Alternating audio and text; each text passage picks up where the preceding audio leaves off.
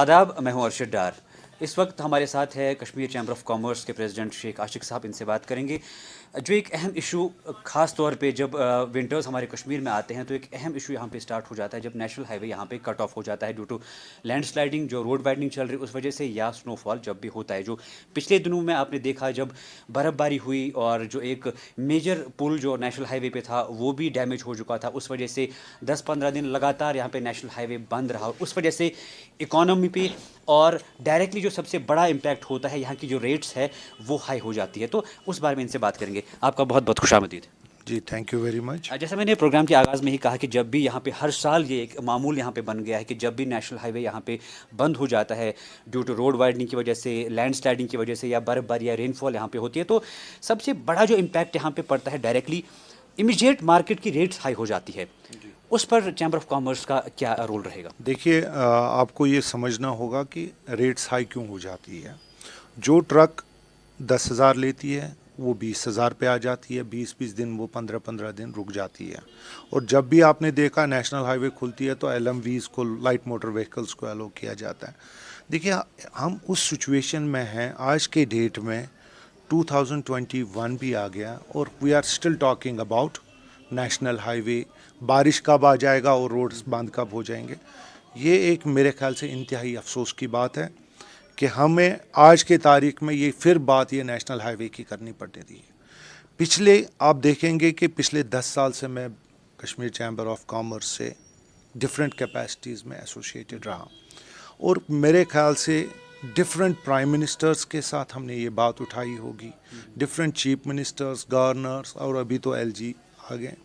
ये बात हमने हर लेवल पे उठाई है and we have been always assured कि ये 1 साल के अंदर, 12 महीने के अंदर, 18 महीने के अंदर, मगर आज तक देखें जितनी भी डेडलाइंस इन्होंने अपने खुद वो फेल हो गई हैं।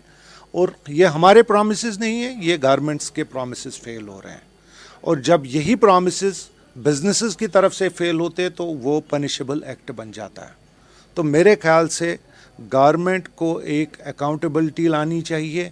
अगर प्रॉमिसेस बनाए जाते हैं तो उनको फिर क्यों नहीं पूरा किया जाता है। क्या आपको नहीं लगता है कि इस नेशनल हाईवे हर बार बंद होने की वजह से एक बड़ा इम्पैक्ट जो पड़ता है वो यहाँ की इकोनॉमी को बूस्ट करने के हवाले से पड़ता है? क्योंकि जब आप मेजर जो एक हाईवे है जो अब रेस्ट ऑफ कंट्री से आपको जोड़ता है वो 15 दिन बंद रहेगा, तो इकोनॉमी किस तरह से डेवलप करेगी? See, there is a saying, if a region has no national highway or even roads are bad in a worst situation, I think it's not worst here.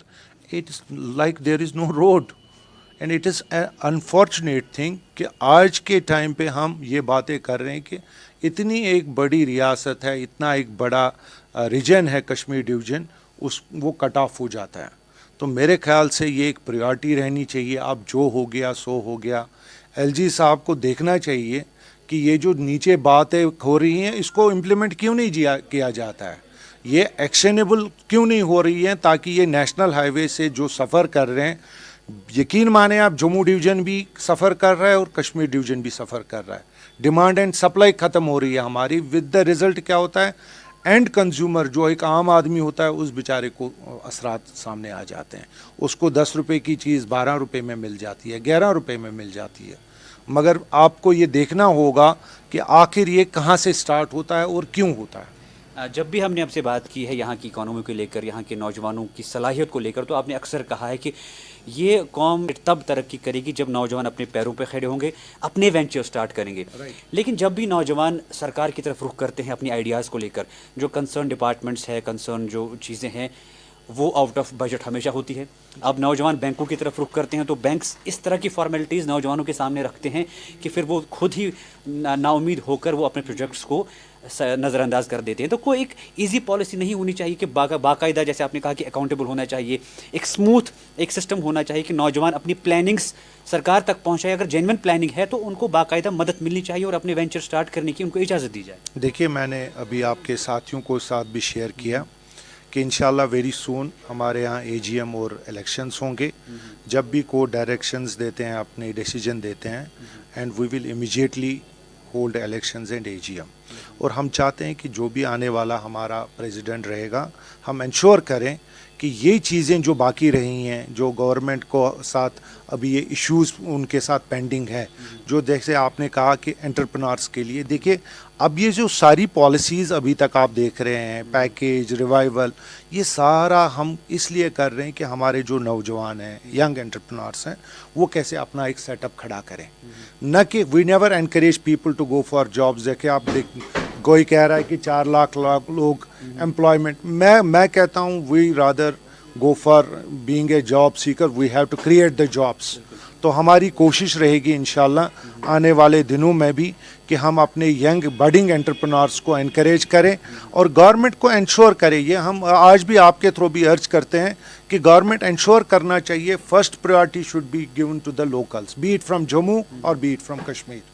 جو بھی وہ اپنا پروجیکٹ رپورٹ لاتے ہیں ان کو ایک لینڈ ایلوکیشن مل جائے, single window means single window, جو آج تک ہم نہیں کر پائے ہیں. میں نے ہمارے سیکٹری کمشنر صاحب کے ساتھ بھی یہ ایشو اٹھایا ہے اور یہ چیزیں امپلیمنٹ آن گراؤنڈ ہونی چاہیے. آخر میں آپ سے جاننا چاہوں گا, جو آج ایک ڈیلیگیشن آنے والی ہے, کیا امیدیں وابستہ ہے یہاں کی اکانومی کو لے کر, یہاں کی ریہیبلیٹیشن جو سکیمز ہے جو پچھلے 5 اگست 2019 سے یہاں پہ متاثر ہو چکے ہیں بزنس مینس, تو ان کو لے کر, اور عام جو نوجوانوں کی امیدیں ان سے وابستہ ہے نئی چیزوں کو لے کر, تو کیا ایکسپیکٹیشنز آپ کے جو بھی ابھی تک ڈیلیگیشنز آئے ہیں تو ہمیشہ ڈفرینٹ آرگنائزیشن نے ڈفرینٹ اپنا اوپینین رکھا ہے.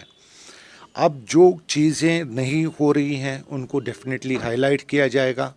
اگر یہ نیشنل ہائی وے کا ایشو ہے یہ بھی ان کے ساتھ ڈسکس کیا جائے گا تاکہ ایک تھرسٹ پیکیج آ جائے لوگوں کو. دیکھیے ایک سوال آ گیا تھا میرے سامنے کہ لوگوں کی بوروئنگس بڑھ رہی ہیں اور ایک لبرل ویو نہیں دیکھا جاتا ہے.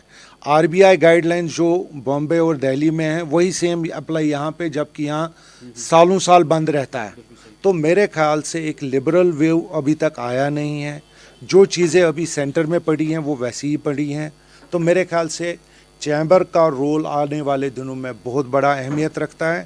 آپ دیکھا ہوگا کہ چھوٹی چھوٹی آرگنائزیشنز کام کرتی ہیں, بٹ ایک پوائنٹ آف ویو ایک اپیکس آرگنائزیشن کا ہوتا ہے وہ بہت اہمیت رکھتا ہے.